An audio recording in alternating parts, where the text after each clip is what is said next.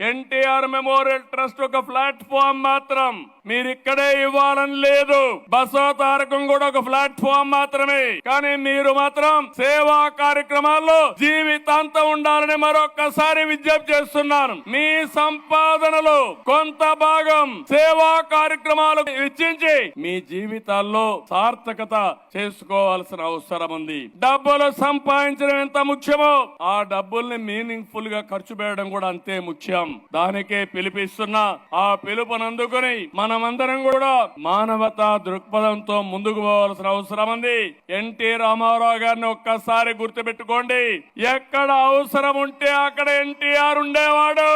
అవని గడ్డలో తుఫాన్ వస్తే దివిలో ఇక్కడికి వచ్చాడు. రాయలసీమ కరువు వస్తే వచ్చాడు. జోలి పట్టాడు. డబ్బులు వసూలు చేశాడు. ఎవరైతే బాధితులున్నారో వాళ్ళని ఆదుకున్నాడు. ఆయన స్ఫూర్తి మనలో ఉంది. ఆ స్ఫూర్తితో ముందుకు పోవాల్సిందిగా మరొక్కసారి కోరుకుంటూ